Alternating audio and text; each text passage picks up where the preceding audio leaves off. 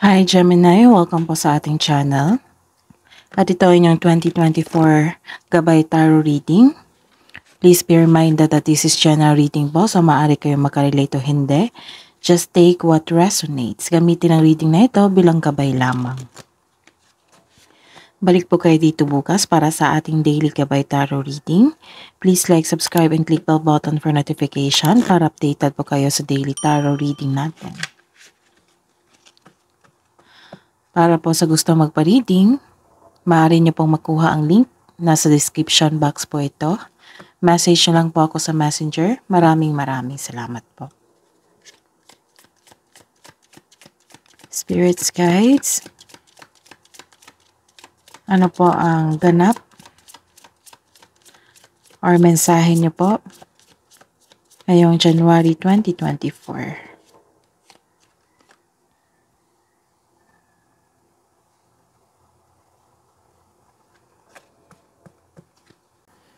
February 2024. Para po kay Gemini, Spirits Guide.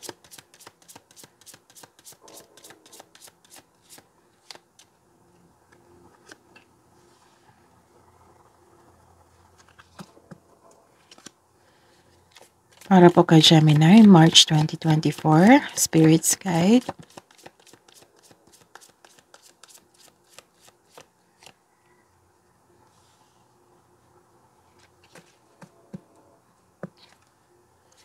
April 2024. Para po kay Gemini, Spirits Guide.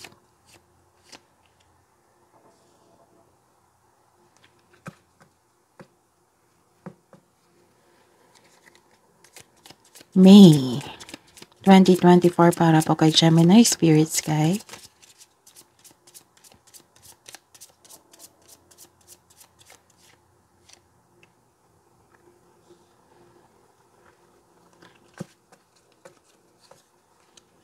June 2024 para po kay Gemini, Spirits Guide.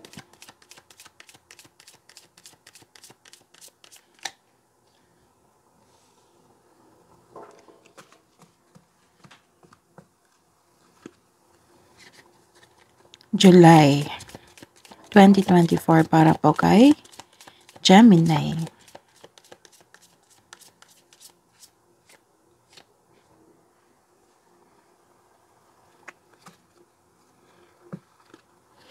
August 2024 para po kay Gemini, Spirits Guide.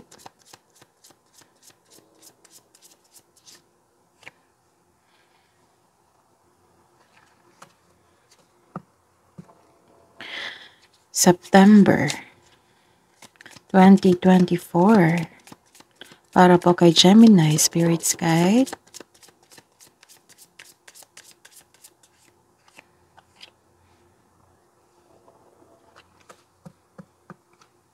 October 2024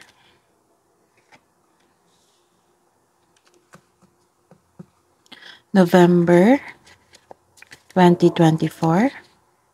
Gusto niyang lumabas. December 2024 para po kay Gemini, Spirits Guide.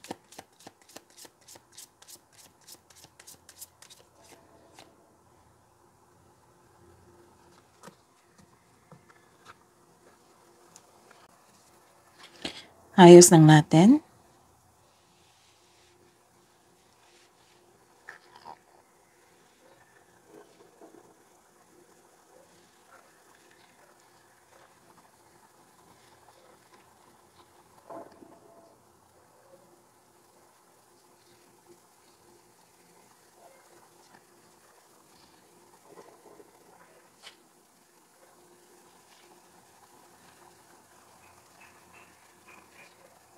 Okay.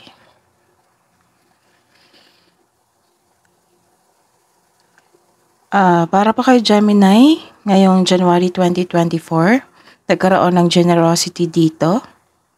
Sharing of resources. Sharing of blessings.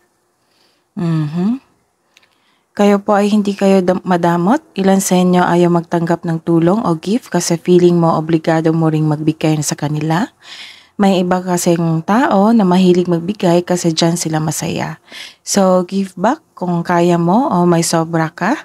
Kung magiging komportable ka sa pagtanggap ng tulong, mas maraming kasaganaan ang dadaloy sa inyong buhay. Sa love and romance po, may marireceive kang regalo o tulong ngayon mula sa inyong pamilya, kaibigan, or kaibigan. Sa career and money, may marireceive kang malaking pera. Ngayon January, pwede ring return investment ito. Ito ay parating na, nagdudulot ito ng kasiyahan sa buhay mo. May mapopromote dito sa trabaho, so this card asks you to consider help. This card asks you to consider helping someone at work.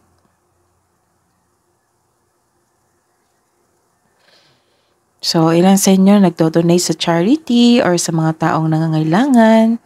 Pwede rin nagbibigay ka ng mga pre-loved clothes mo o gamit sa bahay. So, this month of January is sharing of blessings. Sharing of resources, nagkaroon ng generosity. And sa February po, may nalaman kang katotohanan, nagkaroon ng balanse. May nalaman kang katotohanan, nagkaroon ng clarity. May parating na hustisya. May hustisya na parating sa iyo. So, this card asks you to use your logic and remain objective dahil ito ay nakakatulong na ma-uncover mo ang katotohanan sa isang sitwasyon. May positive outcomes in legal matters. Yes, mananalo ka. Yung legal issues mo concerning sa property ay mariresolve na. May signing of contracts din akong nakikita dito. So this card advises you to stay true to yourself and act with integrity. So have faith na ang imbalance sa sitwasyon are now working out in your favor. Nagkaroon na ng balanse. This card tells you na use your intuition to set your moral compass. Sa buhay pag-ibig, para sa mga single dyan, naging hard worker po kayo at wala ka ng panahon sa sarili mo. Kaya this card asks you na balansehin mo ang oras mo sa trabaho at sa sarili. Para sa mga may relasyon dyan, sa buhay mag-asawa, sa mga may relasyon, the advice is you need to balance your work at sa partner mo. Or maaari ring may hindi pagkakaunawaan kayo ng partner mo. Kaya sa buwan na ito, ngayong February 2024, kayong dalawa ay magkakaroon ng pag-uusap, panatilihing maging totoo sa isa't isa. Sa buhay, karera at sa kaperahan, may magaganap na signing of contract. So, this is the clarification of your first card here sa January 2024. May ganap talaga na signing of contract.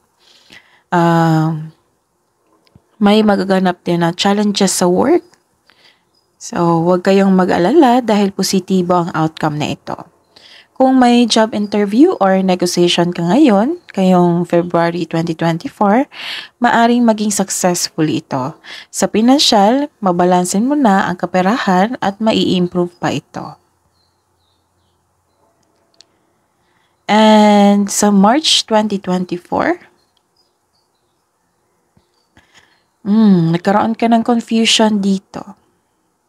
Nagkaroon ng maraming balakid. Gusto mong lumaban pero napaghinaan ka ng loob. Ilan sa inyo ay mas pinapaniwalaan mo ang mga bagay na hindi naman totoo. So, fact check nyo muna bago maniwala. May nakikita ako dito na ma-pride na tao o di kay kalaban ang sarili. Maaring ikaw ito o kasamahan mo sa trabaho or sa bahay. Pwede din kapareha mo ito. May nakikita rin akong hindi po kayo nakikinig sa payo.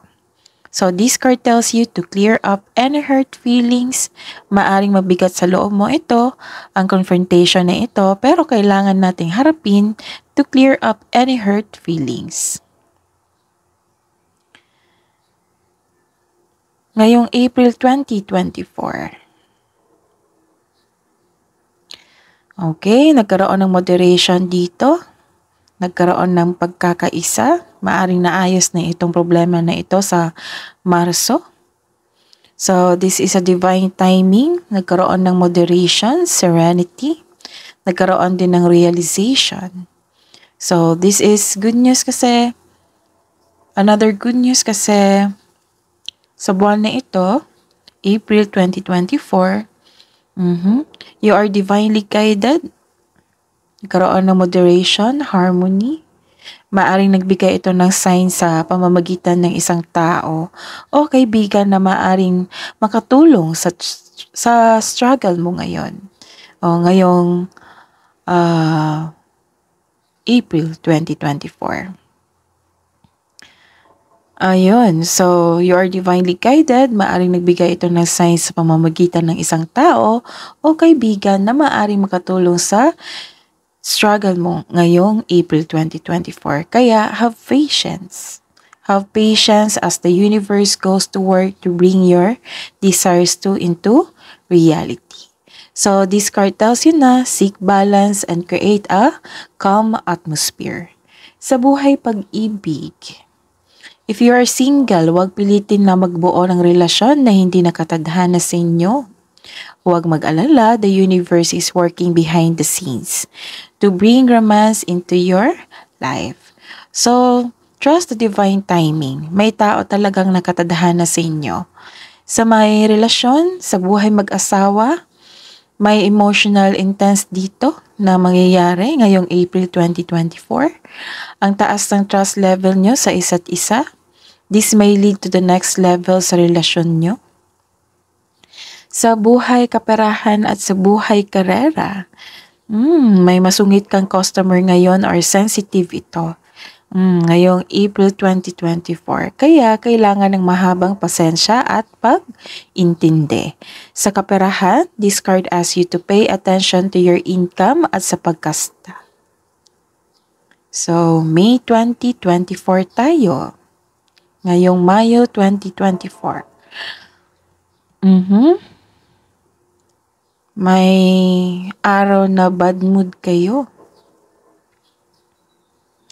Okay, may warning pong binigay dito na kung may opportunity na dumating na kailangan ng bigyan ng panahon para magkaroon ng choices. May choices kasi dito eh. So, kailangan talaga pagplano. Kasi nakita ko dito na nagsisisi po kayo sa inyong ginawang big decision. So, kailangan, sabi ng cards dito na bago gumawa ng decision, bago gumawa ng big decision, kailangan ng time para balansehin. Tapos magkaroon ng solid plan, tapos bago mag-make big decision. Para walang sisi kasi may nakita akong pagsisisi dito eh. Biglaan ang inyong pagdesisyon. Walang pagpaplano, grab mo agad. So, kailangan talaga ng balansihin nyo po at pag-isipan ng mabuti. Okay.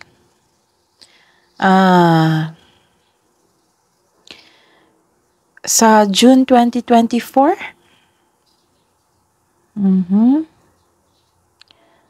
nagkaroon ng katotohanan dito.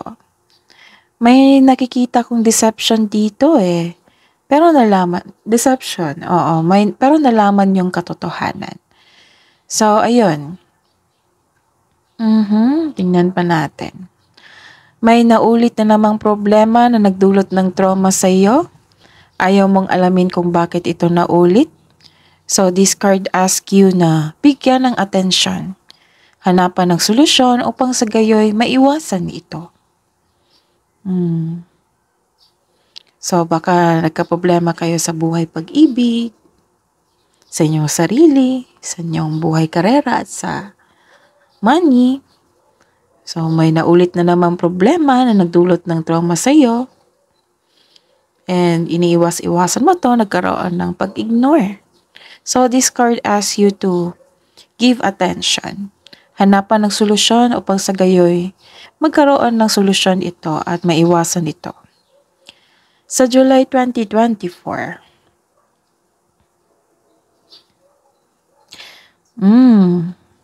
bakit naman malungkot kayo dito? Okay? May nakita akong emotion dito Sadness. Dahil sa pagkawala ng bagay, tao, or may naalala kayong nag-cause ng trauma sa iyo. So, ang sabi ng card dito na this is only temporary. Lilipas din ito. I-acknowledge mo lang yung pakiramdam mo, ang sadness and disappointment, para ma-express mo ito at ma-release. Go ahead and cry it out. Iyak mo lang yan. The grieving process takes time, but it will not last forever. There is always a way out. Crying is a very healthy thing to do.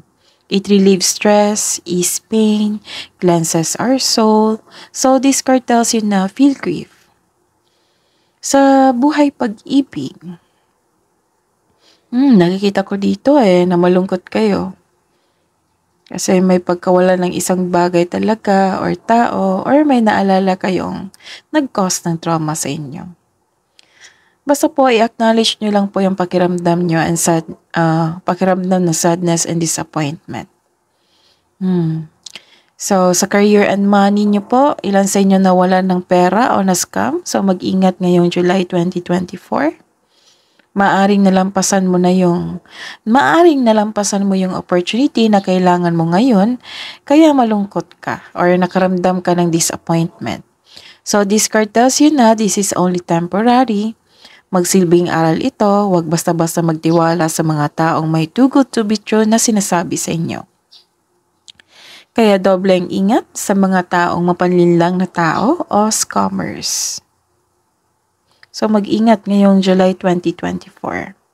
Ngayong August 2024. Okay.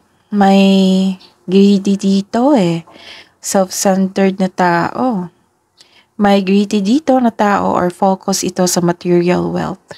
Marahil ito ang iyong ama or father figure or ikaw ito na pinapahirapan mo ang iyong sarili. You are pushing forcefully to see the results. So this is the confirmation of your July, August 2024. May ganap talaga na loss of money dito. Or maaring hindi marunong mag-handle ng money. So kailangan talaga ng pag-iingat.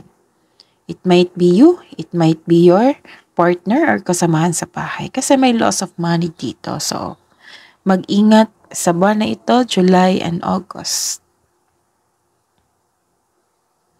So, maaring greedy din yung partner nyo sa love and romance nyo.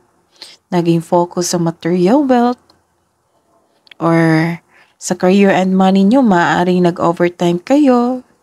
Sobrang pagbigay ng atensyon sa inyong career and money na nakalimutan nyo ng magbigay ng oras sa inyong sarili at sa inyong pamilya. So, ayun. Take time to yourself and to your family. Ayusin natin. Okay.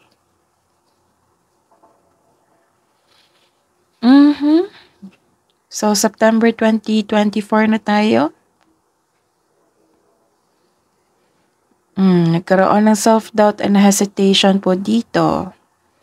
Maari sa career and money nyo to or sa love life or sa inyong sarili. Hindi kayo mapakali at mainit ang ulo mo. Ngayong September 2024, makakaranas ng delay sa travel o inaantay na mensahe. Nagkaroon ng delay and misunderstanding.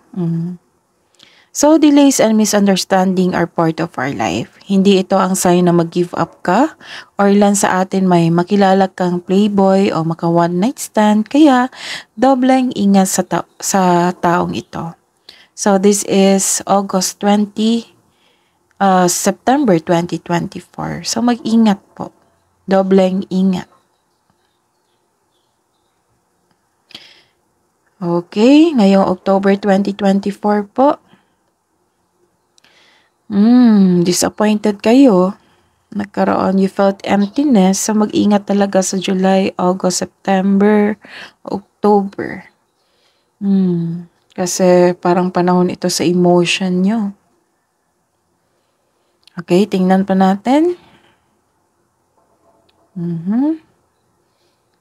May nakita ko dito na may fertility issue.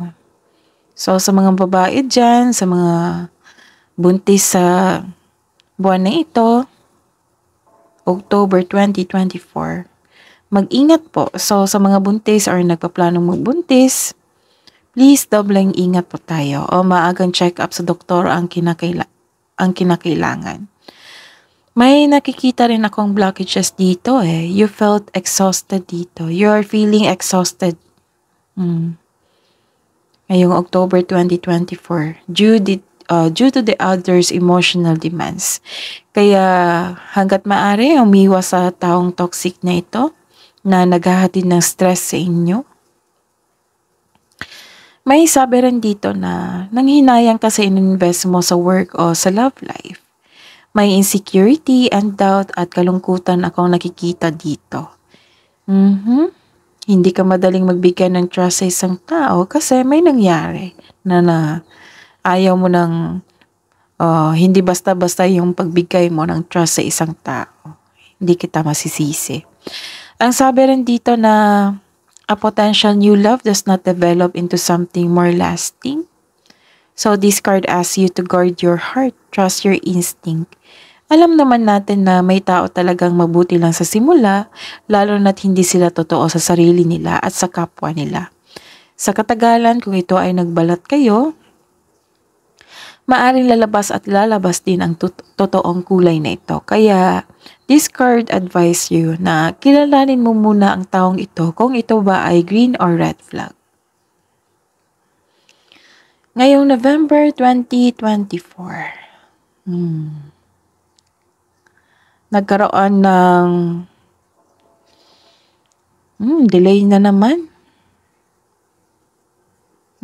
Delay na naman ito Naging impatient kayo ngayon sa isang tao or sa isang bagay, pwede din sa trabaho. May kakilala kayo na matigas ang ulo. Gusto mong may halaga ka sa tao sa gusto mo, you are seeking first attention. Pwede itong anak mo or kapamilya mo o kapareha mo na nagpapansin sa inyo. Na gusto niyang magbigay kayo ng halaga. Nag-seek ng first attention dito Maaring makulit ang anak nyo or kapamilya nyo or partner nyo. So, this card asks you to not to surrender. Huwag kang susuko gaano man kahirap ang mga pagsubok. Ngayong December 2024. Wow, nagkaroon ng celebration dito. May special event. May gantimpala kang matatanggap, maaring mana ito, promotion o recognition. Ilan sa inyo nag-decide na magpahinga, magbakasyon? May nakikita rin ako may plano kayong magbakasyon, posibleng out of town ito. May ganap na celebration, pagdiriwang na magaganap, tulad ng kasal, monthsary, anniversary, or pagtatapos. Sa love and romance po, masaya kayo ngayon, sineselebrate nyo ang engagement, kasal, o honeymoon, o maaring nag-attend kayo ng special event. Or maaring kayo nagkaroon ng engagement, kasal, o honeymoon. Ilan sa inyo may plano din kayo magsama sa isang bubong. Sa mga single dyan, ini-enjoy mo ang pagiging single mo at ilan sa inyo ay handa nang pumasok sa inyong relasyon. Sa isang relasyon. Sa career and money po, may ganap na celebration kasi nabuo na o nakompleto o tapos na ang proyekto. So, tingnan pa natin.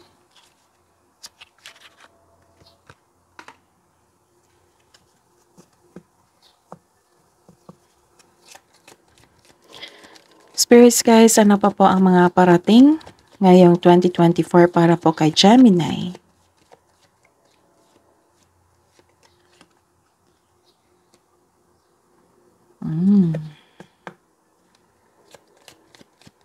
Para po kay Gemini ngayong 2024 po.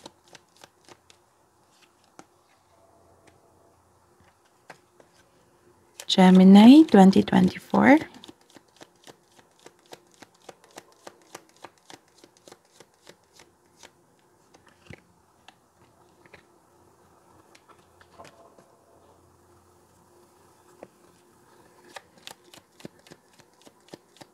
Ano po yung ganap ngayong 2024 para po kay Gemini?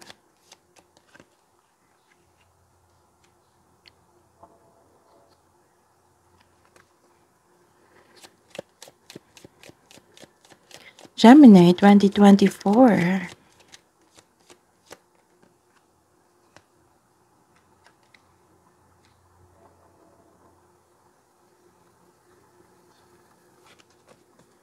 Gemini ngayong 2024.